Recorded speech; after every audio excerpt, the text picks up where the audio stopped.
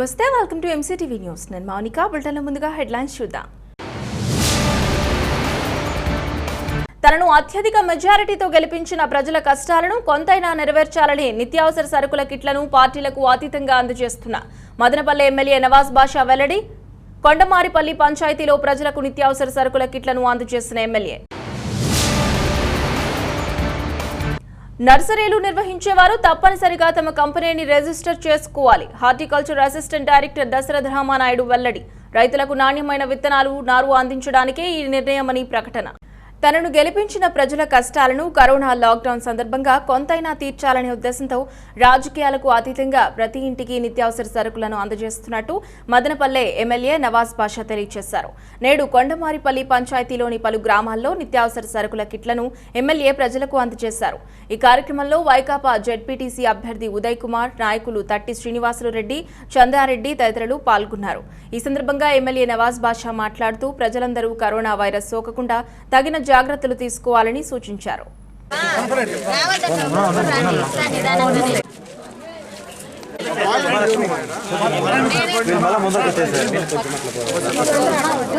లక్ష్మి గారు పంపించారు.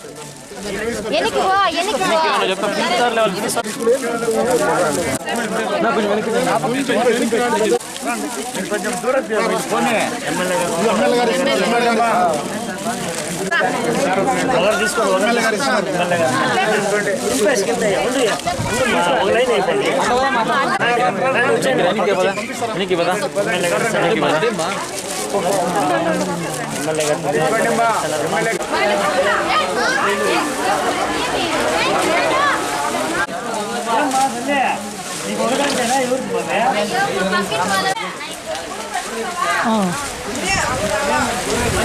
ప్రతి ఒక్కరు రండి. ఎమ్మెల్యే గారు సొంత డబ్బుతో ఇస్తాను, తీసుకోండి. తీసుకున్న ఇట్లా వచ్చే తీసుకోండి.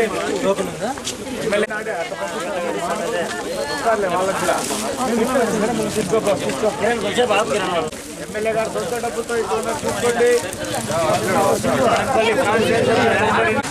ఎమ్మెల్యే గారు సొంత డబ్బుతో ఇస్తాడు. మదనపల్లి 92,000 కుటుంబాలకు తీసుకోండి. వర్షాలు తీసుకోండి మా రండి. ఎమ్మెల్యే గారు సొంత డబ్బుతో ఇస్తాడు, తీసుకోండి. రండి మా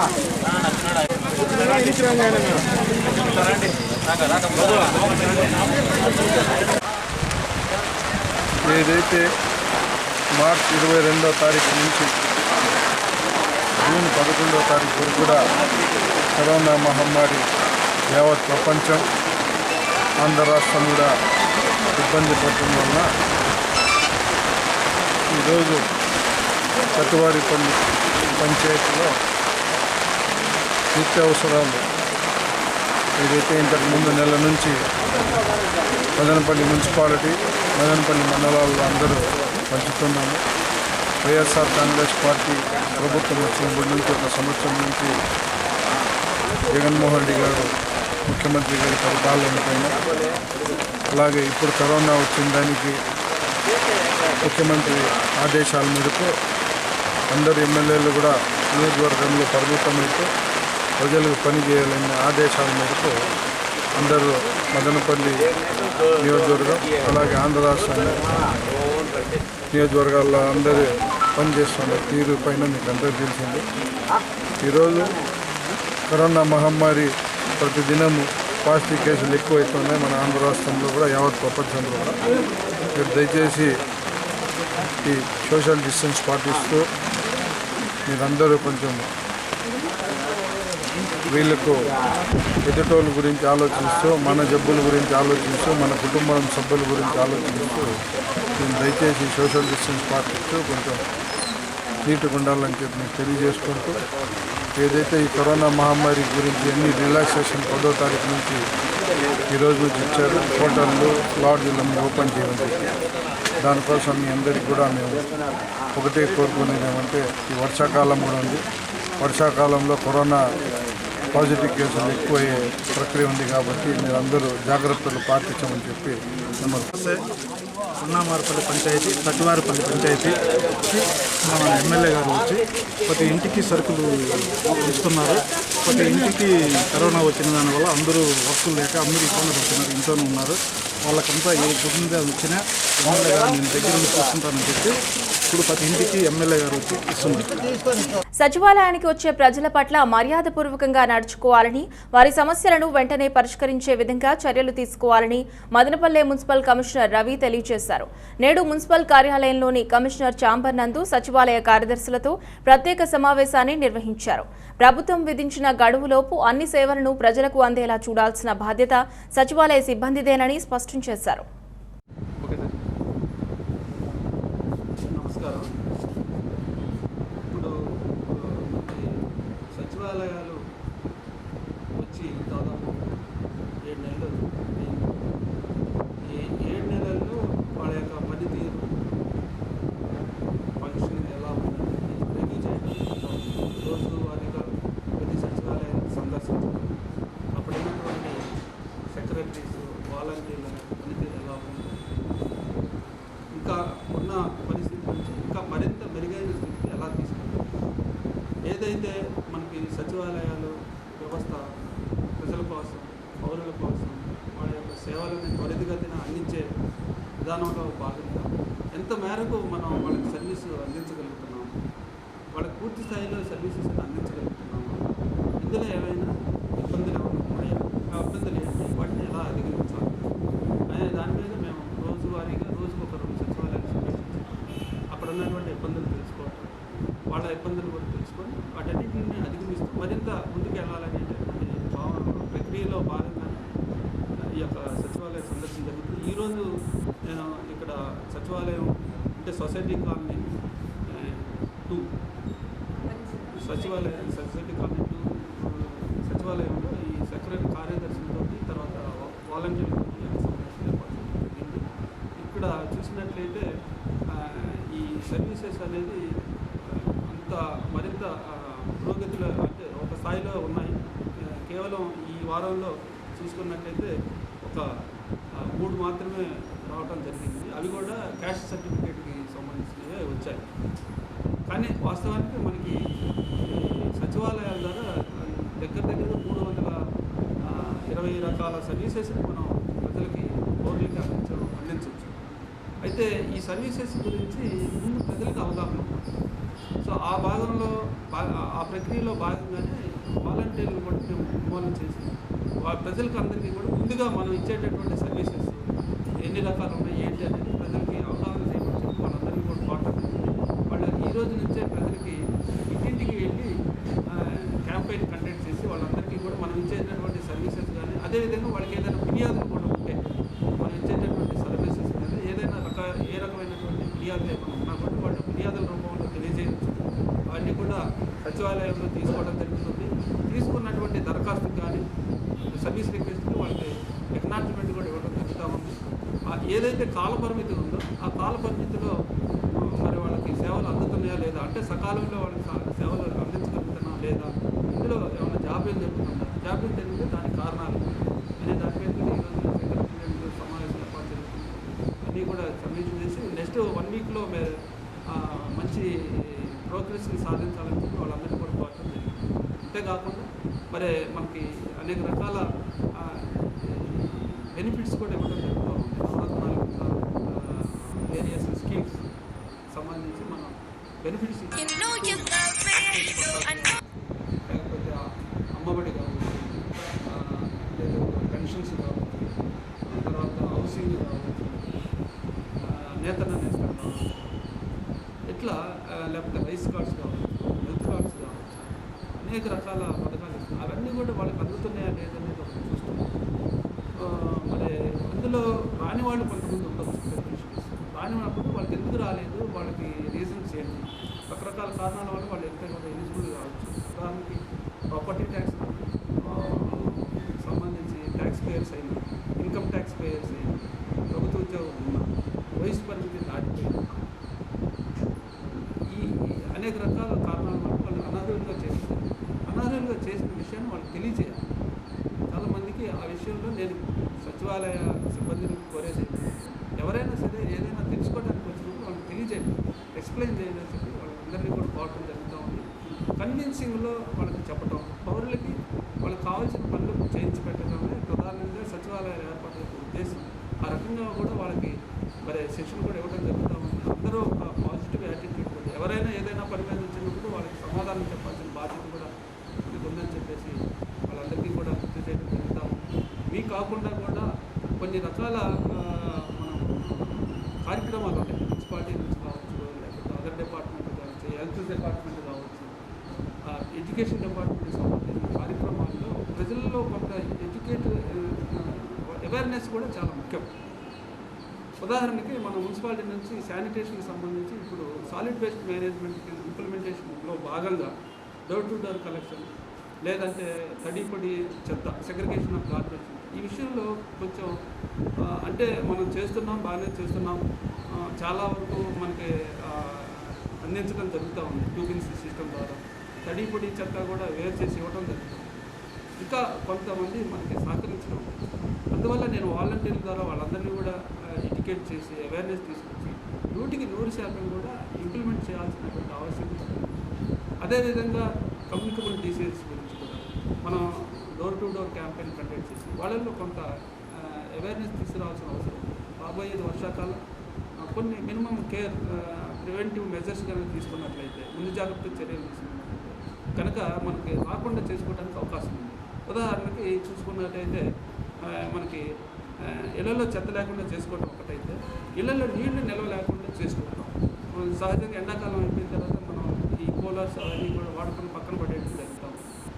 అటువంటిప్పుడు ఏంటంటే ఉన్నటువంటి నీళ్ళని మనం శుభ్రం చేసి దాన్ని డ్రై చేసి పక్కన పెట్టుకోవాలి. కానీ అలా చేయకుండా మర్చిపోవటం వల్ల ఆ నీళ్ళు అలానే నిల్వ ఉండటం వల్ల అవి ఎక్కువగా మనకి దోమలు విస్తరించడానికి అవకాశం ఉంటుంది. అట్లానే ఈ ఎక్కువగా ఈ కొబ్బరి చెప్పలు కావచ్చు, లేకపోతే తొట్లు కావచ్చు, వీటిలో కూడా ఎక్కువగా నీళ్లు నిల్వ ఉండే అవకాశాలు. అవన్నీ కూడా మనం శుభ్రం చేసుకొని పొడిగా ఉంచుకున్నట్టయితే లార్వా డెవలప్ చేయకుండా అవకాశం. అట్లా కొన్ని జాగ్రత్తల గురించి అవేర్నెస్ తీసుకురానే విషయంలో కూడా వాలంటీర్లు బాగా పనిచేస్తున్నారు.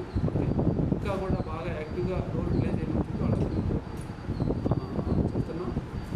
కాబట్టి దయచేసి ప్రజలందరూ కూడా సహకరించి కోవిడ్ విషయంలో కూడా చాలామంది మాస్క్స్ వేసుకోవడం, సోషల్ డిస్టెన్సింగ్ మెయింటైన్ చేసే విషయంలో కూడా అక్కడక్కడ ఇంకా కూడా చూస్తూ ఉన్నాము. హోటల్స్లో కానీ, బార్బర్ షాప్స్, తర్వాత రెస్టారెంట్స్లో కూడా సోషల్ డిస్టెన్సింగ్ విషయంలో ప్రజలు కొంత నిర్లక్ష్యంగా ఉన్నారనేది గమనిస్తూ ఉన్నాం. ఈ విషయంలో కూడా మా వాలంటీర్ వ్యవస్థ బాగా ఇంతకుముందు ఎట్లా అయితే పనిచేశారో అదే పనితీరుని ప్రదర్శించి రాబోయే రోజుల్లో కూడా కోవిడ్ విషయంలో కూడా ప్రజల్లో చైతన్యం తీసుకురావాలని కూడా ఈ సందర్భంగా నర్సరీలు నిర్వహించే ప్రతి ఒక్కరూ తప్పనిసరిగా రిజిస్ట్రేషన్ చేయించుకోవాలని assistant director of horticulture Dasharatha Ramanaidu స్పష్టం చేశారు. నేడు సిఎల్ఆర్సి భవనం నందు నర్సరీ యజమానులతో ప్రత్యేక సమావేశాన్ని నిర్వహించారు. ఈ సమావేశంలో మదనపల్లె మండల హార్టికల్చర్ అధికారిణి ఉమాదేవి పాల్గొన్నారు. ఈ సందర్భంగా దశరథ రామానాయుడు మాట్లాడుతూ ఇప్పటి వరకు నర్సరీలు ఎటువంటి రిజిస్ట్రేషన్ లేకుండా నిర్వహిస్తున్నారన్నారు. కాగా నర్సరీల నిర్వహణకు సంబంధించి యాక్ట్ ఉందని, దీనిపై అవగాహన కల్పించడానికి అప్లికేషన్ సమర్పించి రిజిస్ట్రేషన్ చేయించుకోవడానికి ఈ అవగాహన సమావేశాన్ని నిర్వహించడం జరుగుతుందన్నారు. ముఖ్యంగా రైతులకు నాణ్యమైన నార్లు, విత్తనాలు ఇవ్వడానికి ఈ కార్యక్రమాన్ని చేపడుతున్నట్టు వివరించారు.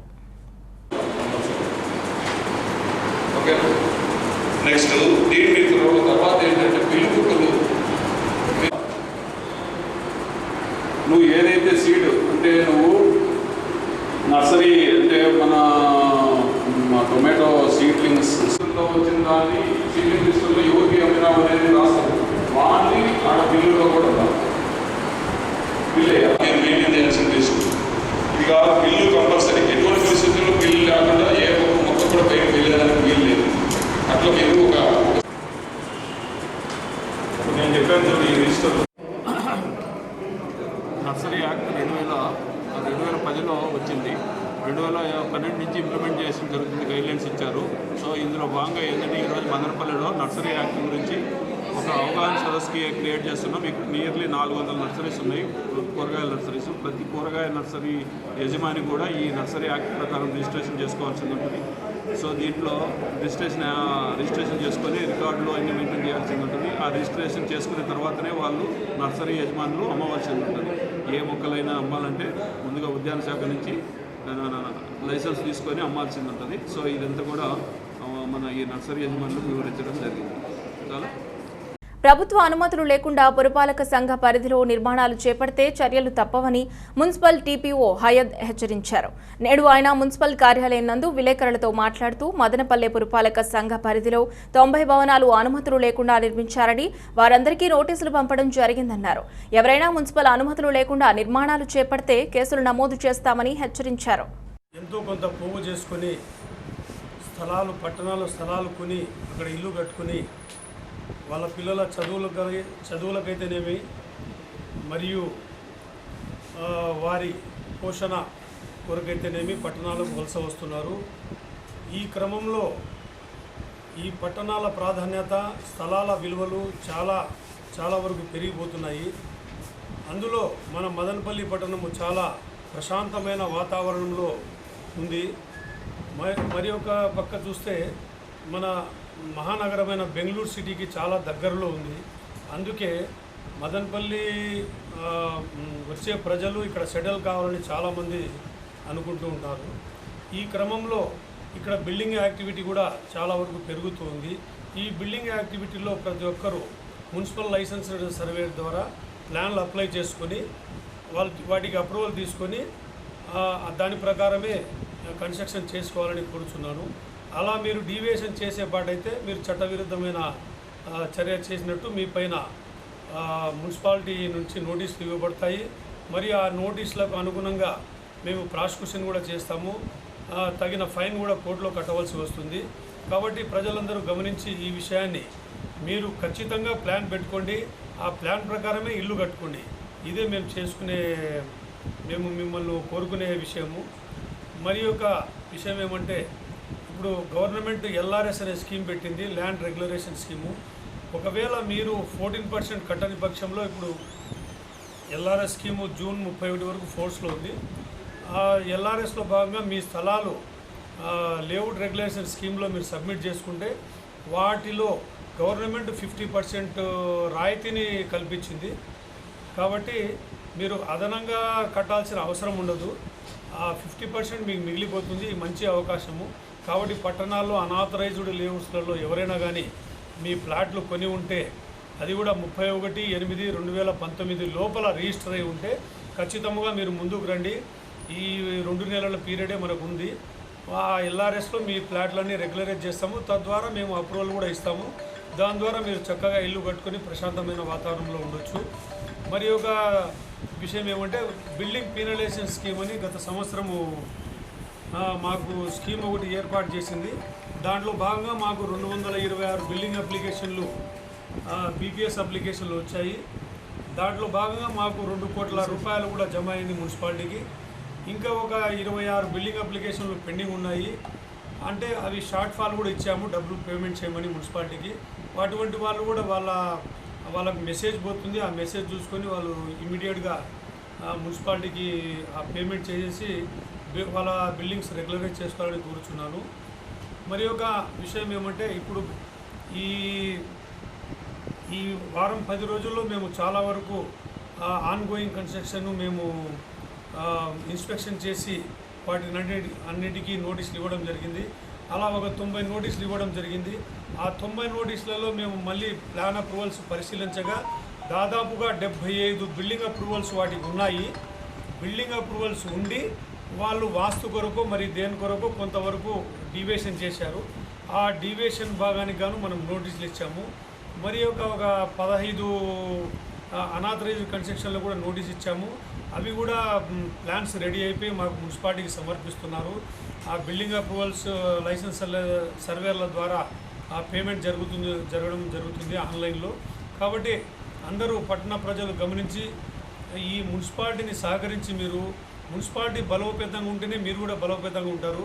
కాబట్టి మున్సిపాలిటీ అప్రూవల్ తీసుకొని ఖచ్చితంగా దాని ప్రకారంగా బిల్డింగ్ ప్లాన్ కట్టుకొని సుఖంగా ఉండాలని నేను కోరుచున్నాను. మరి ఒక విషయం ఏమంటే, రోడ్ల మీద అడ్డదిడ్డముగా ఎంక్రోచ్మెంట్లు చేయడము, మీ స్థలంలో మీరు కట్టుకోవడమే కాకుండా మరీ డ్రైన్ మీదకి వచ్చి కట్టుకోవడం అనేది చాలా తప్పు. అటువంటివి మేము ఉపేక్షించే ప్రసక్తే లేదు. అటువంటివన్నీ మేము స్పెషల్ డ్రైవ్ ఏర్పాటు చేస్తున్నాము సచివాలయ వ్యవస్థ ద్వారా. ఖచ్చితంగా అవన్నీ మేము డెమాలిష్ చేస్తామని తెలియజేస్తున్నాము. కాబట్టి మీ ప్లాన్ అప్రూవల్ వరకే మీరు ఖచ్చితంగా కట్టుకొని మున్సిపాలిటీకి అందరూ సహకరించి సంతోషంగా ఉండవలసిందిగా కోరుచున్నాను. చంద్రగిరి నియోజకవర్గంలోని 1,60,000 కుటుంబాలకు మల్టీవిటమిన్ సిరప్ ను చంద్రగిరి ఎమ్మెల్యే చెవిరెడ్డి భాస్కర్ రెడ్డి అందజేశారు. ఈ సందర్భంగా ఆయన మాట్లాడుతూ మల్టీవిటమిన్ లోపం కారణంగా కరోనా వైరస్ వ్యాప్తి చెందే ప్రమాదం ఎక్కువగా ఉండడంతో ఈ కార్యక్రమాన్ని శ్రీకారం చుట్టినట్టు చెప్పారు.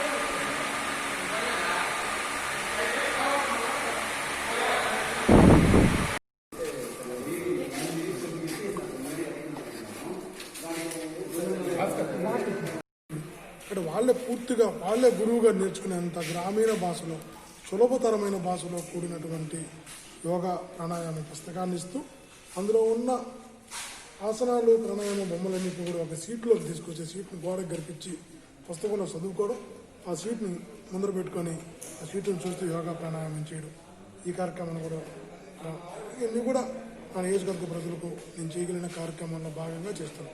థ్యాంక్ యూ అనంటారు. అన్ని రకాలు కూడా ఇస్తూ ఈరోజు మల్టీవిటమిన్ సిరప్స్ ఇస్తున్నాం. ఇది అయిన తర్వాత యోగా ప్రాణాయామంతో లంగ్స్ రెసిస్టెన్స్ పెరగడం, మంచి ఆరోగ్యంగా ఉంటారని ముఖ్యమంత్రి గారి నుంచి ప్రధానమంత్రి వరకు అందరూ చెప్తున్న రీత్యా ఒక అద్భుతమైనటువంటి ఆసనాలతో కూడిన ఒక పుస్తకాన్ని తయారు చేస్తున్నాం. ఒక పెద్ద సీటు కూడా తయారు చేస్తాం. ఎలా ఆసనాలు వేయాలని ఒక సీటు, ఆసనాల గురించి వివరించేటటువంటి ఒక బుక్ తయారు చేస్తున్నాం. ఆ బుక్లు కూడా తొందరలోనే తెప్పించి ఎవరికి వారే గురువుగా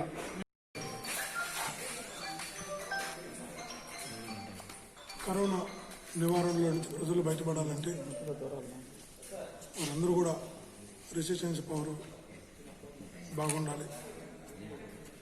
విటమిన్ డెఫిషియన్సీ ఉన్నప్పుడే ఎక్కువగా వచ్చే అవకాశం ఉంటుంది కనుక చంద్రగిరి నియోజకవర్గంలో ప్రతి ఇంటికి కూడా 1,60,000 ఇండ్లకు విటమిన్స్తో కొన్ని ర్యాపిడ్ సిరప్, సుమారు vitamins with L, lysine syrup, అన్ని రకాల విటమిన్స్తో కూడినటువంటి సిరప్ని తెప్పించి ప్రతి ఇంటికి కూడా ఒక సిరప్ తెప్పించి వాళ్ళు ఎంత మోతాదు వాడాలి, ఏ రోజు ఏ వయసు వారని ఆమ్లెట్ కూడా కరపత్రాన్ని కూడా వాళ్ళ ఇంటికి పంపించి డిస్ట్రిబ్యూట్ చేస్తున్నాం.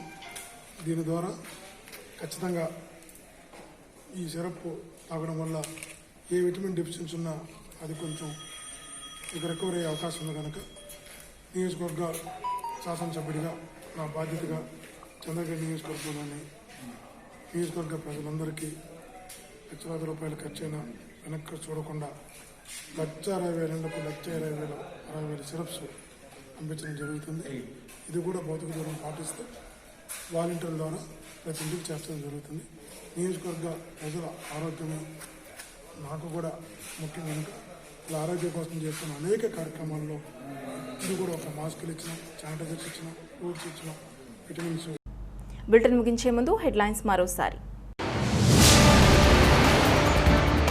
తనను అత్యధిక మెజారిటీతో గెలిపించిన ప్రజల కష్టాలను కొంతైనా నెరవేర్చాలని నిత్యావసర సరుకుల కిట్లను పార్టీలకు అతీతంగా అందజేస్తున్న మదనపల్లె ఎమ్మెల్యే నవాజ్ బాషా వెల్లడి. కొండమారిపల్లి పంచాయతీలో ప్రజలకు నిత్యావసర సరుకుల కిట్లను అందజేసిన ఎమ్మెల్యే. నర్సరీలు నిర్వహించేవారు తప్పనిసరిగా తమ కంపెనీని రిజిస్టర్ చేసుకోవాలి. Horticulture assistant director Dasharatha Ramanaidu వెల్లడి. రైతులకు నాణ్యమైన విత్తనాలు, నారు అందించడానికే ఈ నిర్ణయమని ప్రకటన. ఇవి బులెటిన్ విశేషాలు. మరో బులెటిన్లో మళ్ళీ కలుద్దాం. అంతవరకు సెలవు. నమస్తే.